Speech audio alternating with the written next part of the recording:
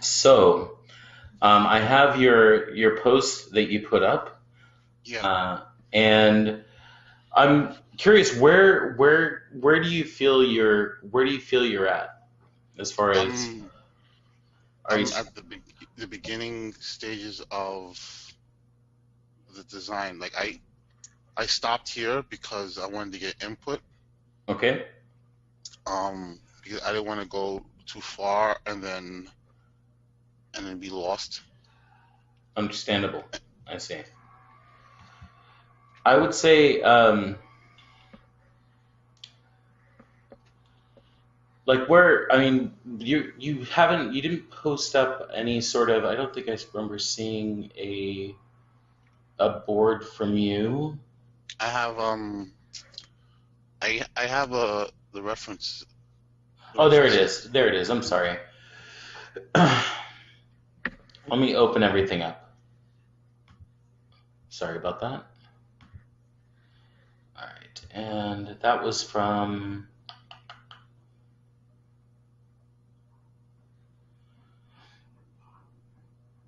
yeah, okay. All right. And let's go ahead and open up each one of these.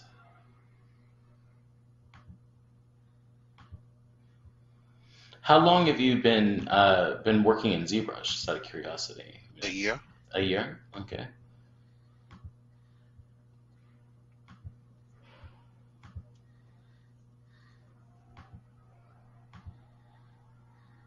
All right. One moment. All right. Okay. So we have Batwing,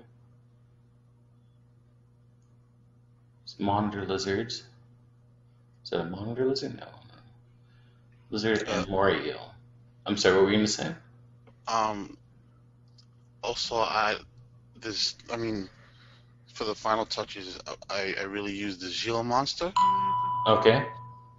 and like for the face, I wanted to add some more touches to it. I didn't add them yet.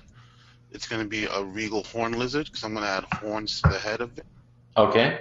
and I'm running down the spine.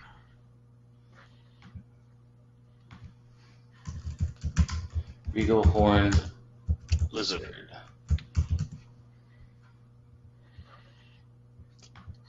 Those are the extra details I want to add to the face to make it look more exotic. Okay.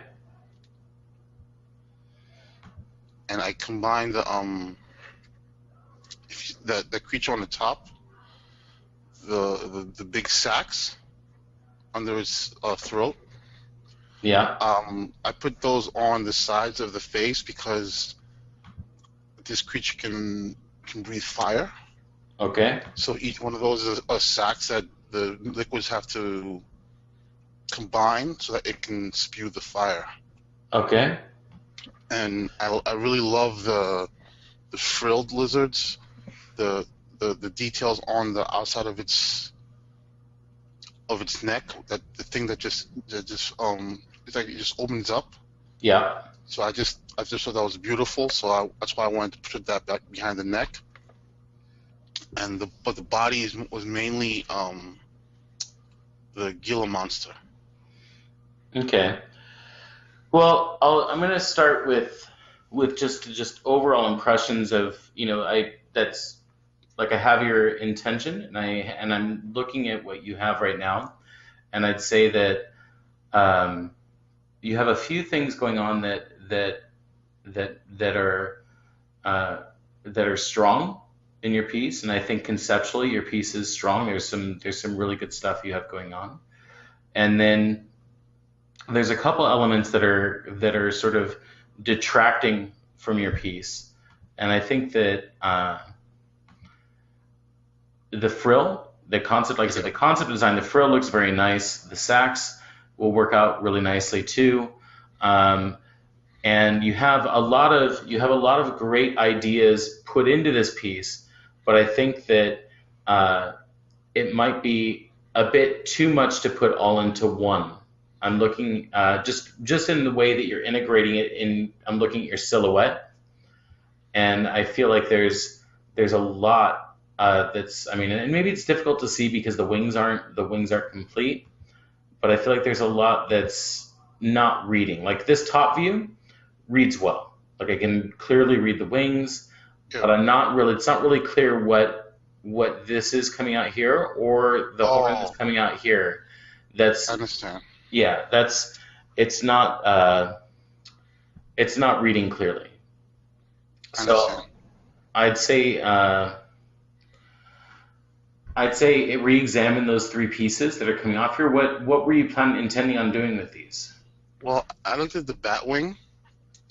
I I listened to what you said the last time, Mm-hmm. and I looked at the bat wing and the way it was structured, and the bat wings, like the it's like a it, I made those pieces to come out in the shape of the bat wing, which is like a hand, because it's those.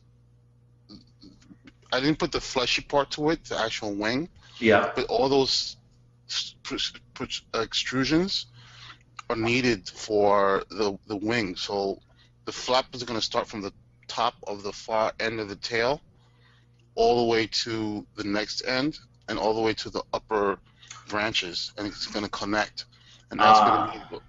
the structure of the wing flap. But I honestly, I didn't want to put it on yet because I really wanted your guidance first before I even attempted to do it. Okay, well let me I see where you're going with this now, and let me try and provide some clarity. So if we look at the wing, this is the actual wing, right? And this is where the hand, the webbing, and what you're seeing, because you're looking at this image and you're looking here and you're looking here and you're going, Yeah, well, I need these three protrusions to, or these three limbs to connect the wing together. This is actually its leg, right? And so this is almost like a tail flap, right? yeah, And then this is the piece that kind of mimics a hand. yeah, So if we look at your piece, and let's go to the top here, this would be the piece that mimics the hand, yeah. right? The webbing would actually connect to the leg, not an extra piece here. And then you'd have a webbing that goes from the leg to the tail, right? Because this is on the bat, this is an extra limb, right? This is actually like they don't have like they wouldn't have like a leg here, and to my sensibility, it would make more sense to really integrate what you have here. I would integrate it by connecting the webbing from here down to the leg rather than having an extra extrusion I coming off the understand. tail here and here. Okay, And I think that would help you immensely in your design. I think because it's going to be physiologically and anatomically it wouldn't make a whole lot of sense for these three pieces to be coming off of the tail like that. I Um, understand. I'd say also the um, in the face, this is still feeling it feels like three separate pieces, right? And it doesn't feel too far off from a block out, like from a Dynamesh block out. Yeah, And it also looks like you have some stretching going on in here, so you could probably Dynamesh this piece or okay, Zeri mesh it. Um, but I would also get the eyes in there and sort of flush out the face a bit more, right? Get all the features in there before trying to, I mean, before moving forward. And I would say do this all the way across your entire character. Like okay, bring the wings up to the same level that you have the body, have the face, bring everything up together, right? okay, Yeah, and make sure, like I said, that you have your eyes in there, that you're referencing um, the photos that you put together, right? And truly mimicking the shape. How's it going, Marcos? Good to see you. okay. Yeah. So I would start there. Okay. So Get rid of the bottom parts of the extra. Yeah, I would get rid of Yeah, get rid this. of those. Yeah. And the second tail, get rid of that, and just connect the bat wing to the legs and the lower tail. Yeah, if you wanted to make that connection, it would make more sense to have the webbing come from here, out from this last digit, down into the leg, and then from the leg into the tail here. That would Okay. make more sense. But I got to ask you, I mean, how comfortable do you feel with the mesh in general? Like as far as just working with mesh inside of ZBrush? I mean, is it, do you struggle with it? Do you feel comfortable? I'm pretty comfortable. I mean, I really stopped before going any further Yeah, because I didn't want to go further and then have to change things like you just said. yeah, yeah. I understand that. I was just I just want to make sure that that to get a really good result, you have to utilize your lower subdivisions in sculpting. And typically when I see a surface like this, it's usually through like just using Dynamesh or subdividing up really high and working at really high subdivisions. The other thing you want to make sure of, and this is partially because this is a high res mesh. Do you have subdivisions on this piece or no? There's only I think there's two. Okay. You're going to need much lower subdivisions, Okay. and and you should also make sure that all the limbs are in a riggable position, right? Okay. So right now he's more of like an opposed position, right? The legs are underneath him. You Yeah. want to extend them fully so there's no bend, right? And Oh, I understand. get them into a neutral state. I understand. Okay. Are there any questions that you have for me? I know you pretty much answered everything I wanted to address. Okay. Fantastic. Well, I that's all I have for you right now. But it's good progress. I mean, especially from I'm looking at your first creature. I don't believe you ever posted the final for that, but this is it's a move. It's a step forward from your first one.